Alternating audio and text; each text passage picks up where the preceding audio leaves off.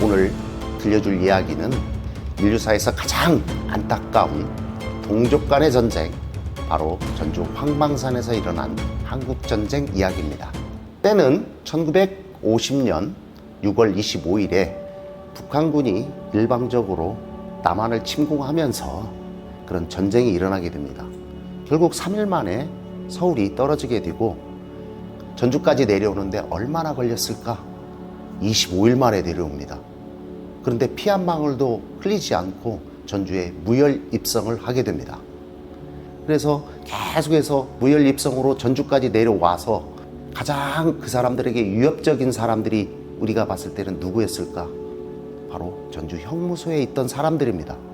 6월 26일부터 전주 형무소에서 한 사람, 두 사람 사라진 것, 차를 이동해서 약 40명 정도씩 사라졌다고 합니다.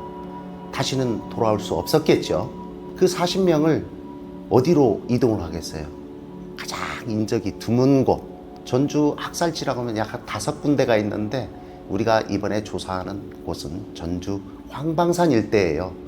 전주 황방산은 어디냐고 하면은 전주에서 김제로 가는 가장 인적이 드문 곳, 그곳으로 사람들을 이동을 시켰습니다. 그런 곳에서는 첫 번째 어떻게 보면 도망가지 못하게 하는 거죠. 야산, 그런 곳으로 이동을 하게 됩니다. 40명을 태우고 사형을 집행하고 형무소에 가서 다시 사람들을 데리고 오고 하는데 약 3대에서 4대 정도 죄인들을 운반하는 차가 있었다고 합니다. 그런데 불행이라고 생각을 합니다. 전주 형무소에 명부가 없었어요. 그 명부가 있으면 누가 죽었는지 확인이 되는데 전혀 확인되지 않은 그런 사람들이 약 1,400명이 죽었다고 그래요. 이곳에서 많은 사람들이 죽었다고 하는데 우리가 그 조사 현장을 조사해 보니 우리가 1열, 2열, 3열 요게 확인이 됐어요. 근데 첫 번째 열에서는 35명, 6명이 확인이 되는 거예요. 현재. 그리고 2열도 찾아보니까 33명에서 한 5명 정도. 3열은 40명 가까운 39명에서 40명 정도가 확인이 되었어요. 그래서 여기에서 한 번, 두 번 자행한 게 아니고 벌써 몇 차례에 걸쳐서 이런 학살을 자행했다라고 저희는 판단하고 있습니다. 구덩이를 팠다라는 것은 굉장히 또 중요한 일입니다. 한 얇게는 20cm에서 빗게는 7, 80cm까지 파서 학살을 자행했습니다. 그래서 이 사람들을 어떻게 하냐면 첫 번째 실고 온 사람들을 산 방향에 딱 무릎을 꿇혀서 앉힙니다. 왜 산 방향 위쪽으로 무릎을 꿇히냐면은 뒤에서 총을 쏘게 되면은 바로 그대로 꼬꾸라지는 거예요. 근데 산 아랫방향으로 하잖아요. 그러면 밑으로 시신이 떼굴 굴릅니다. 그래서 발견할 수가 없어요. 그런데 보시면은 굉장히 또 이상한 점이 있습니다. 보면은 대개의 경우 탄두 같은 경우에는 같이 시신 속에 박혀 있다든가 머리 뼈에 나와 있기도 하는데 근데 여기에는 탄피도 같이 발견이 돼요. 그건 뭐겠습니까? 혹시 사람이 죽이고 난 다음에 죽었는지 살았는지 누가 확인했을까요? 바로 이것은 총을 뒤에서 한 5m 정도 떨어진 곳에서 1차적으로 쏘고 다시 죽었는지 살았는지 구덩이에 넣어놓고 확인 사살을 했던 거라는 거예요. 총을 쏘게 되면 탄피는 반경 1m 안 내지는 2m를 벗어날 수가 없어요. 구덩이에 넣어놓고 확인 사살을 해야만이 그 탄피가 같이 나오는 겁니다. 미리 구덩이를 파서 이 사람들을 죽일 것을 미리 생각했던 그런 집단 매장지다 라고 생각을 하면 됩니다. 사전에 조사된 자료를 토대로 조사 일정, 조사 용품, 조사 인력, 중장비 등을 어떻게 투입할 것인지를 잘 계획을 수립해야 합니다. 유해 발굴은 개토제, 황망산 한국전쟁 민간인 희생자 유해 발굴 개토제를 시작으로 조사가 시작됩니다. 그럼 시굴 조사에서 확인된 충의를 중심으로 땅을 파야 할 면적, 대상 이런 것들을 잘 계획하여 진행하게 되는 것입니다. 그럼 조사 과정에서 확인된 유해에 대해 노출을 진행하게 되는데,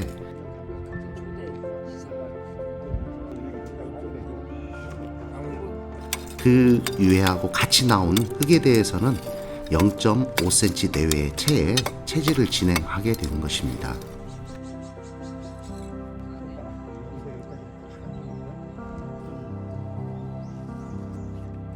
조사를 진행하는 중에 유족분들이 많이 방문을 하게 됩니다. 제주 4.3 희생자 유족회에서 방문을 하셨는데, 먼저 이분들하고 공감대를 형성해서 슬픔과 아픔을 함께 나눈 것이 굉장히 중요합니다.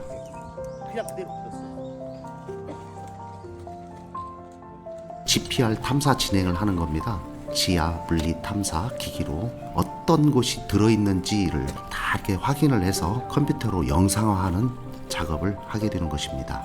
3D 촬영, 디지털 자료 구축을 통해 현장 조사 자료화는 나중에 유해 발굴이 완료된 이후에 추모시설 내지는 추모 영상 제작 등 많은 부분에 활용도가 굉장히 높기 때문에 이 자료를 남겨야 합니다. 조사가 완료되면 자문회의를 하게 됩니다. 현재까지 조사 결과에 대해서 유가족 및 관계기관의 설명과 자문을 받는 자리예요. 자문 의견은 다 듣고 난 다음에 보완 조사를 하게 됩니다. 이를 충분히 반영해서 다시 추가 조사를 실시하게 됩니다. 이 조사를 통해서 우리가 혹시나 미흡한 점이 있다든가 이런 부분을 다시 한번 상기시키고 그 부분에서 기록으로 잘 남기게 됩니다. 수혈 3기가 이렇게 확인이 되었고요. 발굴이 완료되면 유해 수습이 시작되는 것입니다. 유해 수습은 철저하게 기록을 남기고 사진을 통해서 또 나오는 유품에 따라서 고유 번호를 먹이고 나온 지역하고 부위하고 개체별로 분류를 해서 그걸 잘 기록으로 남기는 과정입니다.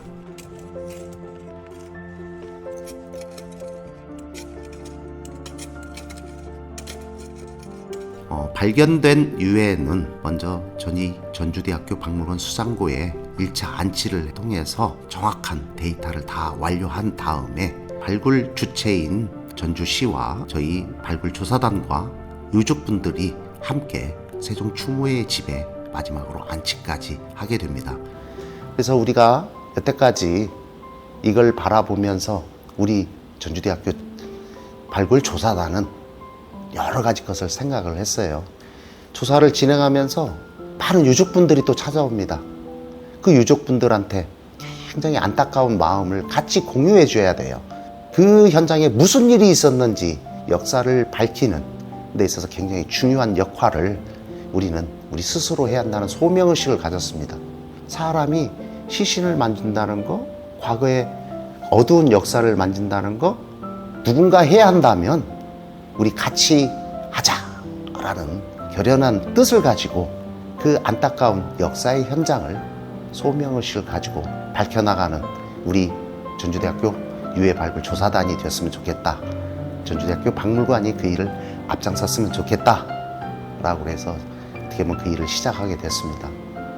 어쨌든 이 이야기는 우리의 불과 얼마 되지 않은 이야기, 과거의 기억이 흐려져가는 그 기억 속에서 다시 한번 되새겨보는, 그래서 다시 한번 우리가 세상 속에서 과거의 암울한 역사를 느끼고 새로운 시대에는 이런 일이 다시는 일어나지 말아야 한다는 정말 굉장히 중요한 일이라고 생각을 하게 됩니다.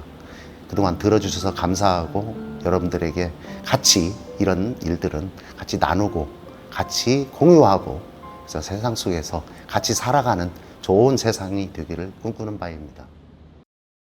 유해 발굴 이제 4년차 진행을 했는데요. 이번 유해 발굴 현장은 거의 이제 마무리 단계에 있는데 이런 발굴 조사가 이루어져서 이런 피해를 입은 유족분들의 어떤 아픔을 좀 덜어드리고자 기생된 분들의 유해를 수습을 하면서 알려지지 않은 사건들이 좀 더 분명하고 희생자들과 유족들의 명예 회복을 위해서 최선을 다하도록 노력해 보겠습니다. 우리 모두가 다 고생하고 힘들었지만 잘 참아내줘서 역사의 한 페이지를 장식해줬다는 것에 대단히 감사하게 생각을 합니다.